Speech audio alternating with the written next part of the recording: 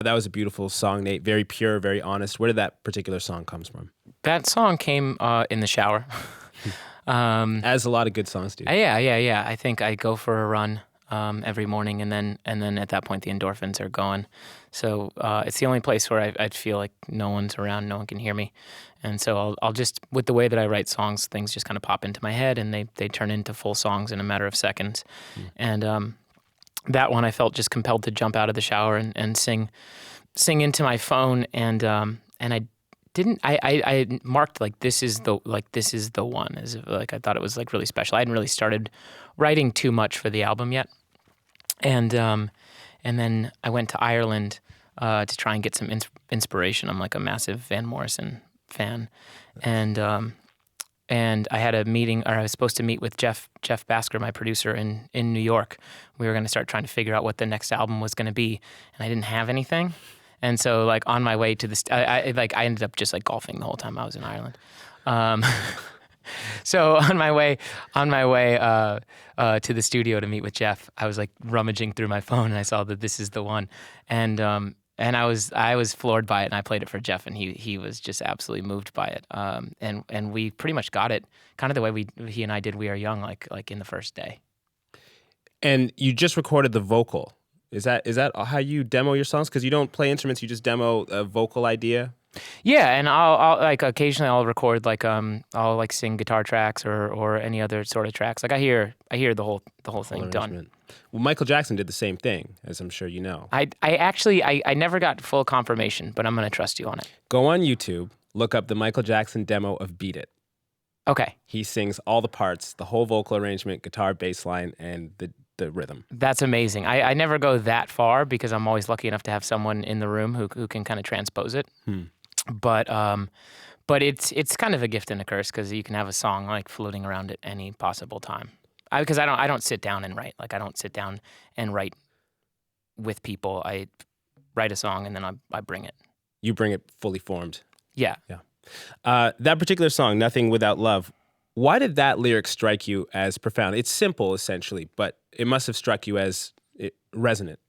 Yeah, and that's kind of the way too, with the way that I write. I'll just sing these random things into my. It's all stream of conscious type of stuff, and I would say I keep probably about 30% of those words, and then I work around it, and I find like things that I like when we did Just Give Me a Reason with Pink.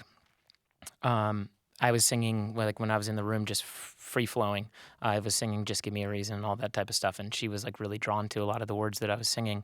Nothing Without Love was one of those words that or one of those phrases, and I like looked automatically after I got out of the shower. I looked to see who, like I'm like clearly I've ripped this off, but it was a lot of like religious Nothing Without Your Love type of stuff, and that it was not the route that I was taking. I wanted to say something simple and profound, or at least profound to me. And I remember a story about Paul McCartney being in the studio with. They were doing a Beatles album, and Yoko Ono was in the room, and he had a lyric like something like as simple as like "I love you," and he was too afraid to sing it, and so he changed the words to something much more obscure. And he said, in retrospect, like not having known Yoko the way he knows her now, he realized that like that would have been the most profound thing that he could have said. Is that hard for you to be vulnerable with lyrics like that? No, I think I learned probably about 10 years ago to just like kind of plug my nose and jump in. I don't take photos or really even like look back often, and I use songs kind of as the only way that I can. And I think that I think. Sorry, I'm completely losing myself. No worries. But you just learned how to jump in with songs. Yeah. And then and when someone asks if it's about you, you can just say no. Are you ever tempted to take a kind of ironic approach, like to hedge your bets a little bit with humor or something like that? Occasionally, I'm not. I wouldn't say disappointed in the fact that I haven't done it in a few albums, but it's something that I used to try and do a lot more frequently. Like I was listening to a lot of artists that I found that like their wit was as good as like their heartbreak. And you wanted to emulate that. Yeah, absolutely. And I'm like, I'm not a serious guy. I spend most of my time joking around. Let's go back a bit. Some Nights was a huge, huge hit. Is there a moment in the last 4 years that sums up how much your life has changed? That's a really great question. Um, I think that I think that there was a point probably in my life where I was content to. I mean, having done this for such a long time, always being on tour, kind of feeling like a nomad. When I would get a chance, any sort of off time, I would just like lock myself in my room and do nothing. And I think I found myself in the middle of some nights, whatever it was, like actually wanting to do stuff. And that was the worst time to ever want to do anything because my life was so busy. But I think I started to get the work ethic that I ran away from. The reason why I got into a band was because I didn't want to be like my parents. They were like super blue collar. They worked so hard, and I think that was kind of the defining moment. Was one day I'm sitting there and I'm thinking like I don't want to just sit around. Like I want to go do something. And I think it was just like all that hard work that just and whatever my parents instilled. Finally, like I was waiting. I saw it in my sister, but I was waiting for it to break through to me. And I think that was the big thing. Where do you think that comes from, the sudden desire to work hard? You suddenly appreciated the value of it. Well, maybe it's just the results were so in your face, it's a shame because I don't want to discredit. I'm rather fond of everything that I'd done before that, but I think my shoulders were just able to relax a little bit, whether it just be recognition from your peers. Financially, it just obviously helps to have hit songs, things like that. Well, I was a fan of your former band, the Format. I saw you guys in Buffalo. Nice. But this is another level, certainly. What's it like to see your personal creation soar this high? Like these songs become everybody's songs. Yeah, it's tough to describe. I didn't think too much of it when all the Some Night stuff was happening, but it was Just Give Me a Reason, the Pink song. I was like so adamant about not doing it because I just didn't see myself as someone that was going to sing a duet, and I wasn't sure if I didn't really know Pink. I wasn't familiar with it, and she kind of tricked me into doing the duet, which I'm very thankful for. How'd she trick you? When we had written the song, I thought like after the first day we had this great song. We hadn't written a second verse yet, and she came in, and she was like, "I want to make this a duet." I was like, "Great idea." And she's like, "Well, I want you to sing it." I'm like, "That's not going to happen." She's like, "Well, will you at least just sing the reference track?" She gave me 2 takes and then was like, "I'm not going to release a song unless it's your voice on it." And I spent a while just trying to think about it, figure out what I wanted to do. And I had enough people, fortunately, around me that were like, "You're crazy if you don't want to be a part of this." And I spent some time with the song, and I really did realize what a great song it was. And then just to see people stop me on the street and talk about how much it meant to their relationship, their marriage, whatever it was. You don't hear that. Like, We Are Young, someone's like, "I listened to that at my graduation." It's like, cool. Or like I go, like I rage with my friends and listen to that song. But to hear people, I mean, and this is like literally all walks of life just come up to me and talk about what an effect it had on their relationship, or how it helped them get over something. And that's phenomenal. When I was listening to Grandma Romantic, Great Big Storm stood out for me. Was that inspired by this time and like these experiences of riding on that wave and watching these songs get so huge? I think to an extent. That was the oldest song that I'd written, and coincidentally, I'd written it with another artist in mind. I was just writing for some other people, and at the time, I think the Pink song was out. I had this song this hook that I'd written that went to Kesha that ended up like doing really well. And at the time, like I was really on fire. And I met with Jeff Basker. I had a little bit of off time. We were going to start working on, figuring out what the next batch of songs were going to be. And I sang him that one, saying like, "Oh, we got to give this to someone else." And he was like, "You have to like keep something for yourself." And I forgot about the song for 2 years. And then when we started working on this album, Jeff like pulled it up.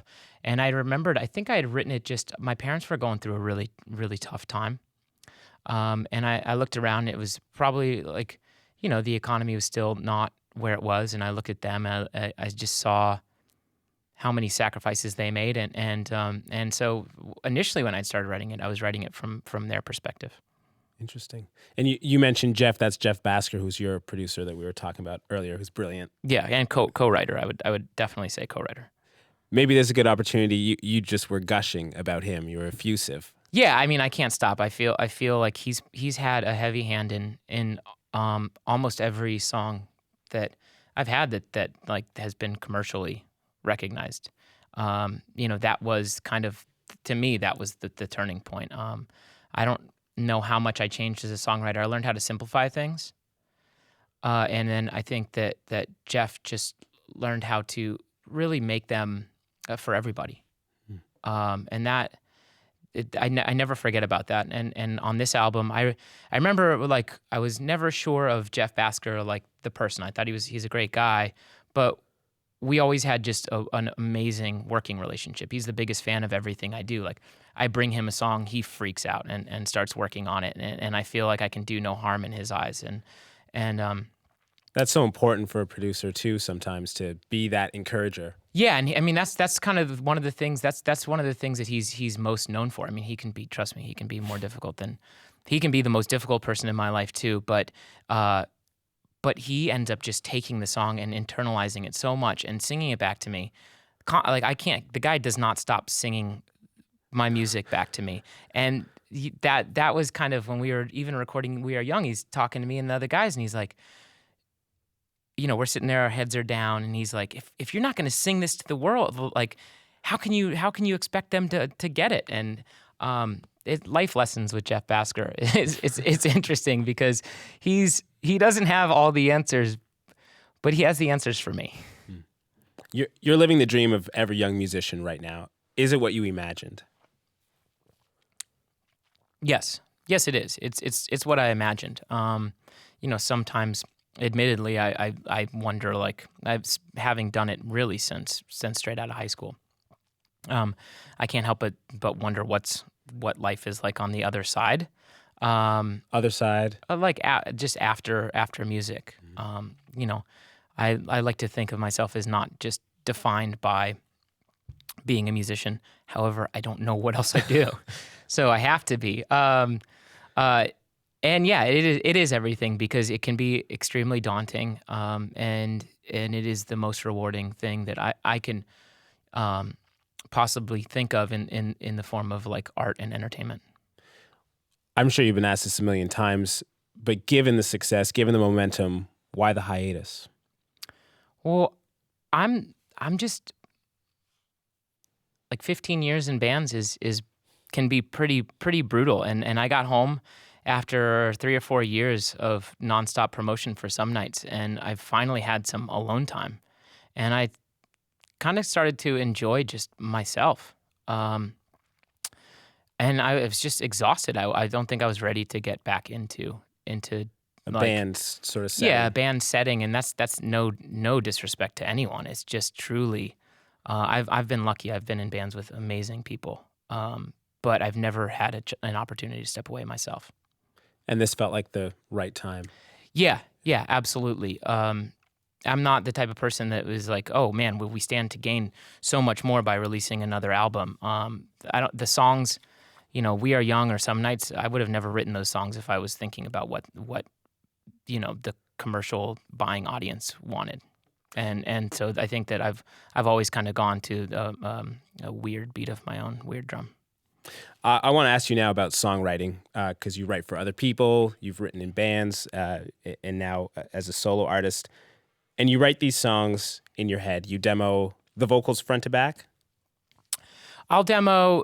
It really depends. Usually, like, in band settings, I'll write the song, I'll know exactly what it is, and then I'll sit down with whoever I'm in a band with and sing it to them. Someone will, whether it be piano or guitar, will be kind of transposing it. I'll know exactly what the chords are supposed to be behind it.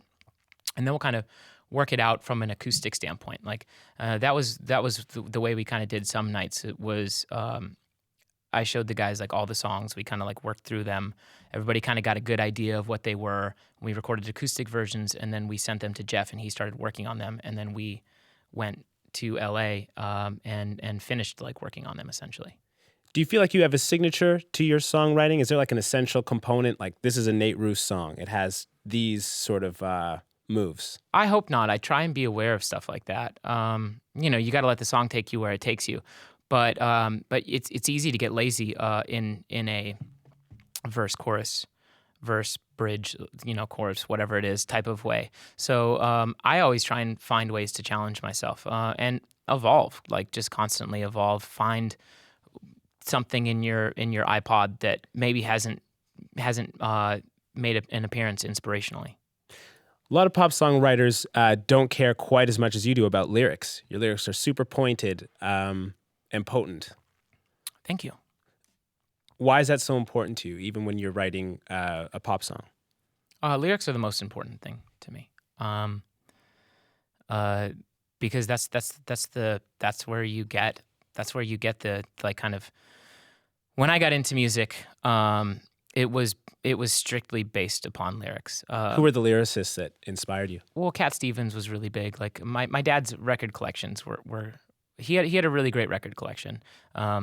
So you're talking about the Beatles, James Taylor, Cat Stevens, Bob Dylan, Van Morrison. These are all guys who it's really all about the lyrics. So it was something that I kind of had no choice. I was very lucky. When I first started playing in punk bands, my lyrics were horrendous, and when we first started the format, my lyrics were horrendous. And this producer who we were meeting with, it's like the songs were on point, but the lyrics, like the melodies were on point, but the lyrics weren't that good. And someone challenged me, and that's the kind of even before I always wanted to be in a band because I loved the ability to relate. Like I felt not alone in the world when I would listen to other people's lyrics, even if at the end of the day I found out it had nothing to do with what I thought it had to do with. It had to do with that for me. So I got into a band and I wanted to be the singer, and everybody's like, you can't sing. And I took that as a challenge and like really like forced a way to be a good singer and to sing in key. And then the next step was lyrics. Like a producer had called me out and said that, like, your lyrics just aren't on point. And I really just went back and studied all my favorite lyricists. Jeff Tweedy from Wilco was someone like at the time who had just a profound effect on me, and realizing that I didn't have to tie it all together. You can say so many different things. He has this great way of making no sense and then just saying, like, I called to say I love you, and in the middle of the song, and then suddenly that's what it's about. And any reference to like a cat or whatever, you start to internalize those. I've always kind of put lyricists in two different camps. There's people that do the more abstract kind of poetic imagery type of thing, and then the camp I'd put you in, which is more direct, straight to the heart. Yeah.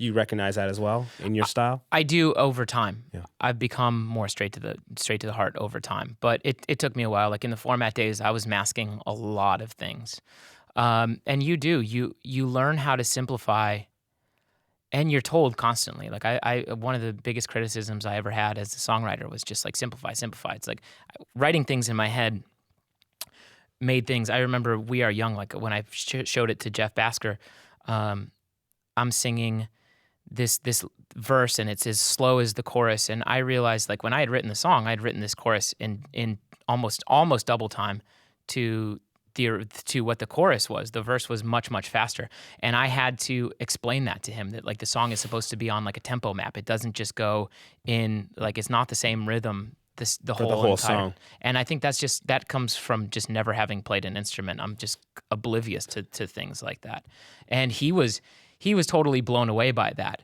But one of the other things is, like, instruments, all this instrumentation just starts piling up in my head. And Jeff was really great about just being like, you gotta clear like so many things out. There's only so many things like the ear can hear. And I think that also holds true for lyrics. If you start to get a little too abstract, I mean, it depends. There's a time and a place, but if you get too dense and abstract, yeah, and there's a time and a place, and on this album, actually, I tried to find a little bit better of a balance and tried to harken back to maybe a little more of my abstract days. Outside of the writing, there's a theatricality to the performance, of course. Where does the instinct come from Fear of crowd. Fear of crowd. Yeah, fear of crowd. I'm always scared someone's gonna walk out. So I like, it's like, let me entertain you. I think that's a very good instinct for entertainers and art. I think too few have it, that fear of disappointing your audience. Yeah, well, people work really, really hard, and tickets aren't cheap, unless you're Fugazi. But tickets aren't cheap, and I don't know. I've been lucky ever since the format. The crowd has always sang back the words, and you got to give them as much as they're giving you. You've said there's always been some theatrical aspect to my music, and I would love to bury it, but I can't. You said, I'm not ready to embrace it 100%, but I'm ready to accept it. Can't believe I said that. I must have had too much to drink. Do you wish you could bury it on some level? To an extent, yeah. I think I recognize why it makes my songwriting special, or at least different. But that theatricality is just when I listen back to all my favorite music, it only really exists like in the Beatles and Queen for me. I think they have that similar theatricality, maybe a band like Jellyfish from like the early 90s. But really, truly, no. I'm like a Van Morrison guy through and through. And I don't think that's theatrical in the least. No, it's big in the performance, but it's not. Yeah, it's not like here we're about to come into the chorus. Like, it's just not me. Is that a journey you've been on in life in general, as far as just accepting these different things about you that make you great, that you might not always love or always embrace, but well, yeah, it's. I think for me, it's just about identifying what I do. What I do well. And every time you go into an album, you try and find new things that you can perhaps do well, and sometimes you fail. But it's so worth it. It's beyond rewarding to like I feel like there is a Van Morrison element to some songs in this album, and that's something that I always threatened to do but never really did. And so I'm hoping that now on the next album I can continue to put more of that into the songs, and maybe the theatrical aspect, I start to grow out of it a little more and feel more comfortable writing in a different setting. Finally, I just want to ask you about the positivity in this album. Where does that come from? I found myself just not as sad as I should, or as I had grown accustomed to.